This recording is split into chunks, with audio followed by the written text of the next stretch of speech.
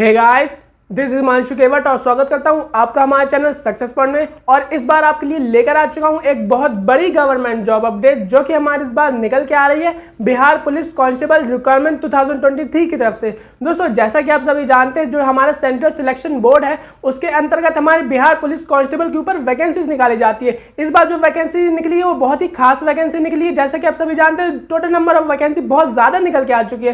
तो दोस्तों, मैं आपको इस वीडियो में एक कंप्लीट डिटेल प्रोवाइड करवाऊंगा जिसके बाद आपको किसी प्रकार की दिक्कत नहीं आएगी, जिसमें हम बात करेंगे एज लिमिट के बारे में, एजुकेशन क्वालिफिकेशन के बारे में, एग्जाम के सिलेबस, एग्जाम के पैटर्न और बिहार पुलिस के अंतर्गत जो हमारा फिजिकल क्राइटेरिया होता है जिसमें आपकी हाइट मांगी जाती है, चेस्ट मांगी जाती है और इसमें जो आपकी रनिंग मांगी जाती है, मेल और फीमेल किन किन कैटेगरी के लिए कितनी रनिंग मांगी जाती है, उसके बारे में हम लोग कंप्लीट डिटेल में बात करेंगे। तो दोस्तों, जैसे कि आप सभी जानते हैं, बिहार पुलिस एक बहुत बड़ी रेपुटेशन हमारे बिहार के अंतर्गत पुलिस मानी जाती है। जो इस बार जो वैकेंसी निकली है वो पूरी स्पेशल क्वाटा के तौर पर निकली है, स्पेशल पुलिस के तौर पर निकल के आ चुकी है। तो दोस्तों, ज्यादा देरी ना करते हुए चलिए वीडियो को शुरू करते हैं और जान लेते हैं कि क्या क्या चीज बताई गई है।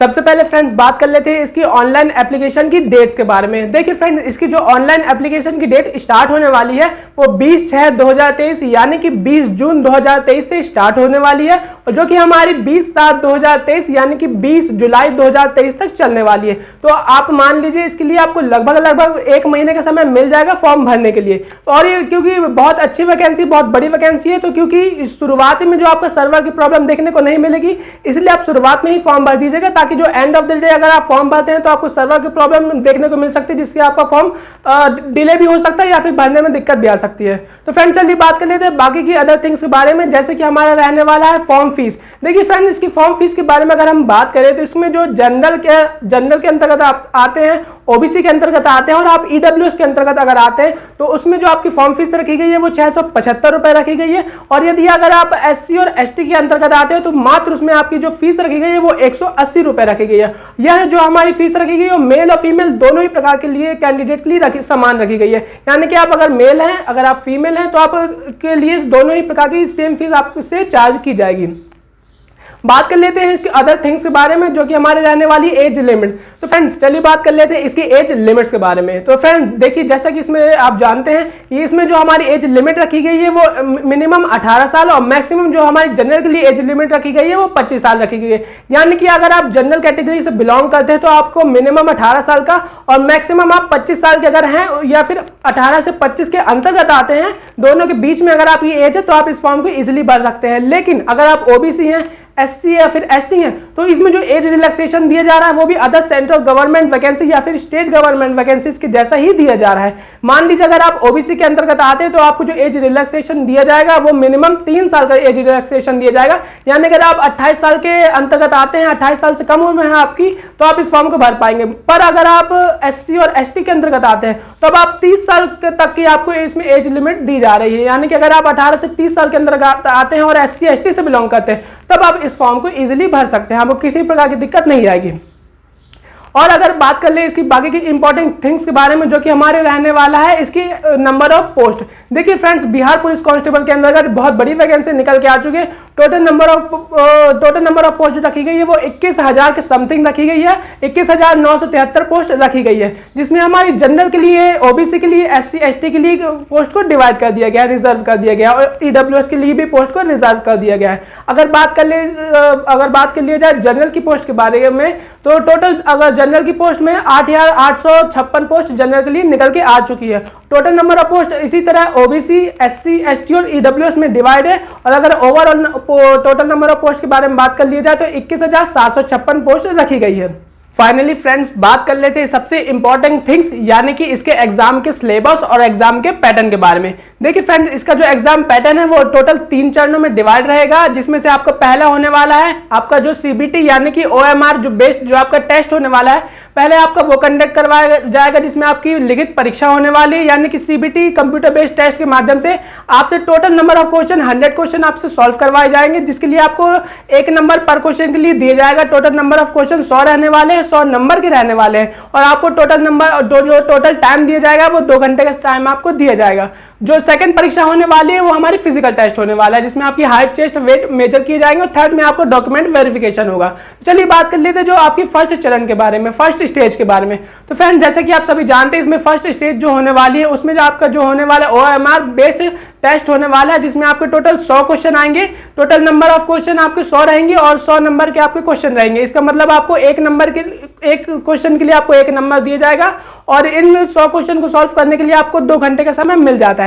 इसमें जो सब्जेक्ट आने वाले हैं वो टोटल 6 सब्जेक्ट आने वाले हैं, जिसमें से आपका पहला रहने वाला है हिंदी, सेकंड आपका रहने वाला है इंग्लिश, थर्ड आपका रहने वाला है गणित, चौथा जो रहने वाला है आपका सामाजिक विज्ञान, जिसके अंदर हिस्ट्री, पॉलिटी, इकोनॉमिक्स वगैरह आएंगी, और जो फिफ्थ रहने वाला है वो सामाजिक विज्ञान के, तो फोर्थ रहने वाला है, फिफ्थ रहने वाला है आपका विज्ञान, जिसके अंदर फिजिक्स, केमिस्ट्री और इन्वायरमेंट बाकी की चीजें आएंगी, और जो आपका सिक्स्थ सेक्शन रहने वाला है वो आपका सामान्य ज्ञान का सेक्शन रहने वाला है। टोटल सेक्शन इसके बारे में बात करें तो टोटल 6 सेक्शन इसके रहने वाले हैं। तो आप एग्जाम को के सिलेबस को ठीक तरीके से कवर करके जाइएगा ताकि आपके सिलेक्ट होने की चांसेस बहुत ज्यादा बढ़ जाए। चलिए बात कर लेते हैं सेकंड स्टेज यानी कि PhD के बारे में।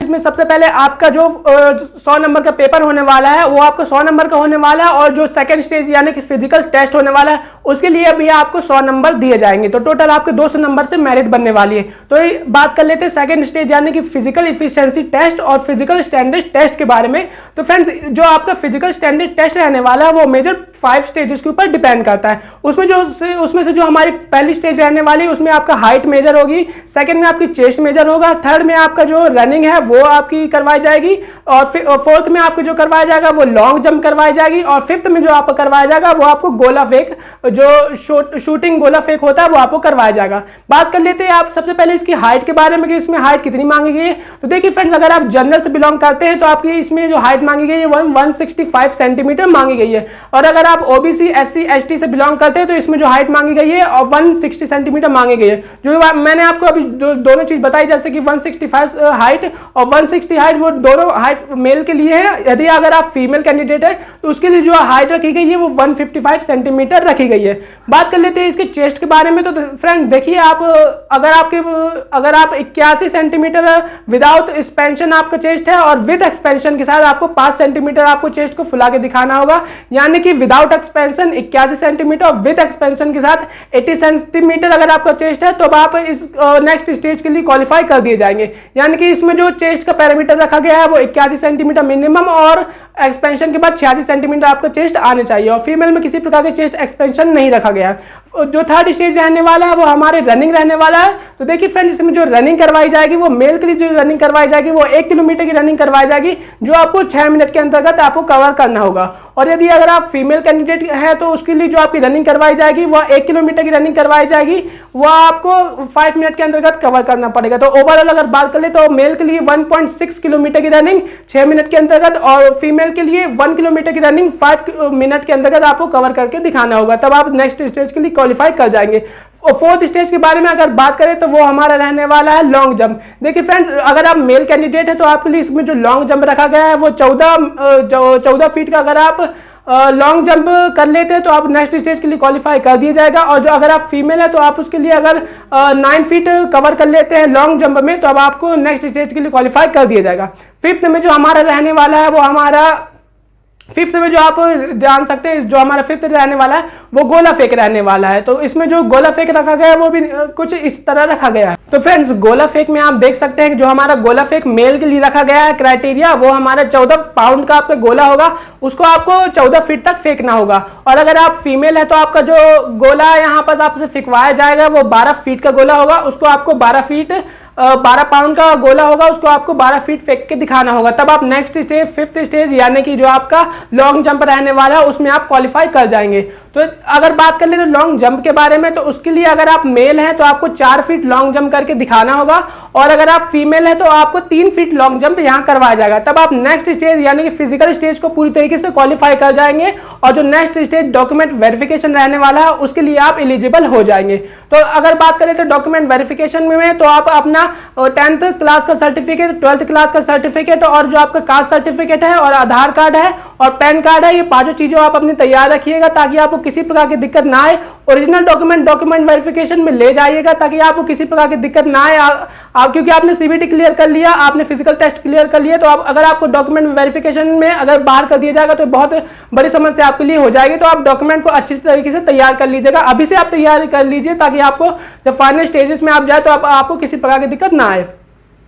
बात कर लेते हैं फ्रेंड्स, फाइनली बात कर लेते हैं इसकी जो सैलरी रहने वाली है वो कितनी रहने वाली है। तो फ्रेंड देखिए, जैसा कि आप जानते हैं जो बिहार पुलिस के अंतर्गत है, सैलरी तो इसमें जितनी भी दी जाए, लेकिन इसका जो रुतबा रहने वाला है बिहार पुलिस के अंतर्गत वो भी काफी अच्छा रहने वाला है। तो देखिए फ्रेंड, इसकी जो सैलरी रहने वाली है लेवल 3 के मैट्रिक्स की रहने वाली है, जिसका हमारा जो बेसिक स्टार्ट होने वाला है 21,700 से लेकर इसका जो बेसिक स्टार्ट होने वाला है, जो कि आपकी सैलरी बढ़ते बढ़ते जो रिटायरमेंट अगर आप इसी पोस्ट में पहुंच जाएंगे तो आपकी जो सैलरी बनने वाली है 69,100 तक बनने वाली है। ये मैं आपको बेसिक सैलरी बता रहा हूं। अगर आपकी फर्स्ट मंथ की इनिशियल इनहैंड सैलरी के बारे में अगर बात कर ले तो वो आपकी लगभग 27 से 28,000 बन जाएगी। फर्स्ट मंथ की सैलरी के बारे में बात कर रहा हूं, तो आपकी जो फर्स्ट मंथ की सैलरी बनेगी वो लगभग 26 से 27,000 तक बन जाएगी।